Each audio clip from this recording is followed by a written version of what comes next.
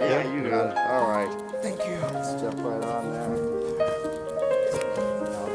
Yes, I put my leg in. Feet in, yeah. You got lots of mat behind, so you can scooch back quite a bit. Scooch your bum back. There you are. The handle. So that's the position. Do you want to film as you go? Yeah.